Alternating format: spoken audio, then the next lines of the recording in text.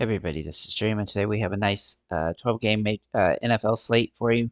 Before I get started, can you guys smash that like and subscribe button? Help the channel a lot. So we do have some weather in the slate, but I do think all the games will be fine to play at least. But those weather concerns could impact, passing or running in some of these games. So to keep that in mind here. With that said, let's look at that real quick. So let me pull that up for you. Let's see here. So we've got some potential weather concerns and uh, Cincinnati versus Carolina.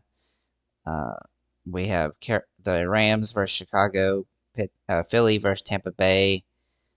Looks like those are the games with the most weather concerns. So just keep that in mind. I don't think that that's going to affect too much, but the Tampa Bay game looks like that could have the most impact here when it comes to having a bunch of rain and uh, throws and stuff could be harder. Same with Chicago, a little bit with the wind. So let's go ahead and get in this slate. So let's start with our quarterbacks here.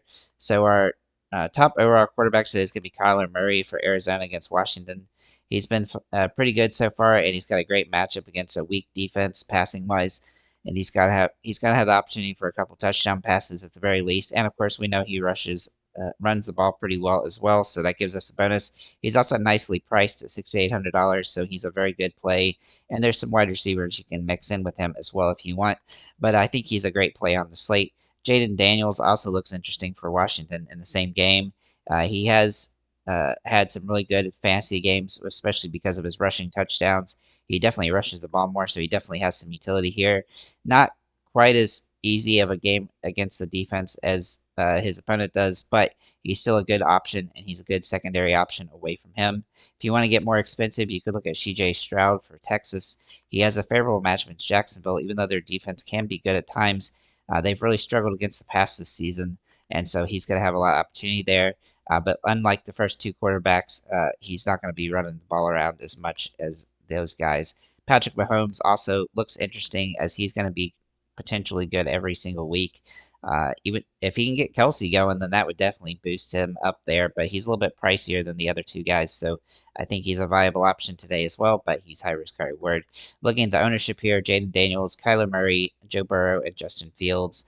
I think I'm going to stay away from Burrow though, because until he gets going this season, and so let's go ahead and look at our running backs here.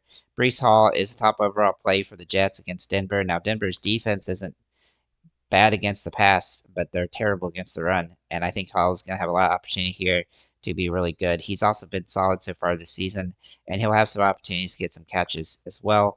Though I don't expect a ton of yards from that perspective, but he's definitely a viable option today, and he's decently priced at $7,800. That was a little bit cheaper. Bijan Robinson is also looking good for Atlanta in a favorable matchup against New Orleans. Now he does get some catches through the air as well, which is going to help him. But he's going to need to rely on that a little bit more from a fantasy perspective. But he's definitely a capable option today. Kyrie Williams for the Rams also looks pretty interesting today. He had a big game last week. Now he has a pretty good matchup here against the Chicago team here, but he is definitely high risk, high reward here because he's got a little bit of risk with the defense there. Jordan Mason also looks like a solid option for San Francisco. He's really been good so far this season, and he's going to have that continue here. Now, he's not going to get a lot of passes through the air, but he's going to have a chance for a touchdown in this game against New England, who has been struggling at times. But the defense is a little bit better against the run, but he's still good enough and cheap enough to be a great option.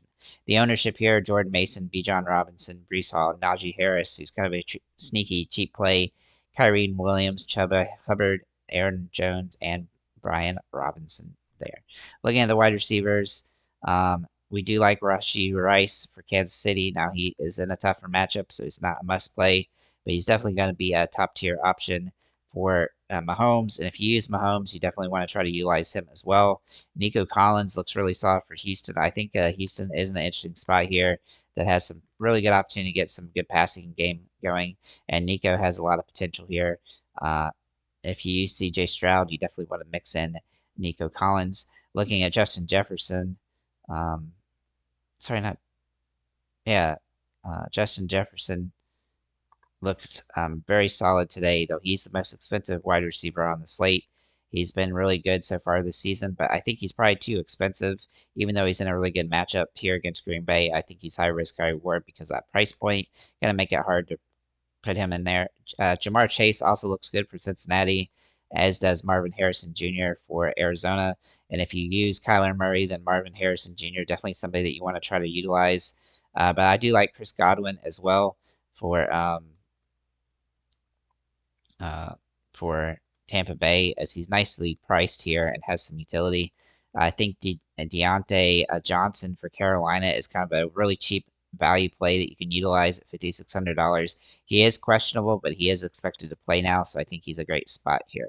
And then Stephon Diggs, he's a also decent value play for Houston that can fit in here, especially if you utilize CJ Stroud and you can't afford to pay for Nico Collins. You can pay down to Stephon Diggs and get just as much upside. Looking at the Titans. I don't know. I said Texas. Brock Bowers jumps off the page at the top of our play. Now he's had decent fantasy points in all three games so far. The last game he didn't do quite as good against Carolina, but this matchup is solid, and he's going to have a lot of utility here, as I think he's going to get some more targets in this one. So he's definitely worth a look. Dallas Goedert also looks solid today for Philly. He really had a big game against New Orleans, and I think in this matchup he's going to have a lot of opportunity again, and I think he's a nicely priced play. I'm and he's nice and cheap, and you can almost mix him in as a flex play too if you really wanted. As the ownership at this text at tight end is going to be Dallas Goedert and Brock Bowers. I think both of them are very viable options today. As for the flex spot, I think you can put a tight end if you use both those guys in there, but that's still a risky play. I definitely like to put running backs more, but there's a couple wide receivers you can mix in there as well. If we look at our defenses, now the defenses look interesting today, but they're definitely contrarian because the ownership is going to go cheap, and the best options are more expensive. Like the Jets look like a solid one against Denver. Denver struggles to move the ball around. The 49ers are obviously a good defense, and they are going up against a team that has struggled this season in New England. And then the Browns have a good matchup against Las Vegas, so that's probably the one that I would avoid here at least. But the two teams that look like they're going to get their ownership are going to be the Texans and the Rams. Both of them have decent matchups, but they're definitely high risk, high reward. I think the Texans a little bit safer against Jacksonville, but we'll have to see how that game goes. So with that said, guys, thank you for liking, comment, subscribe.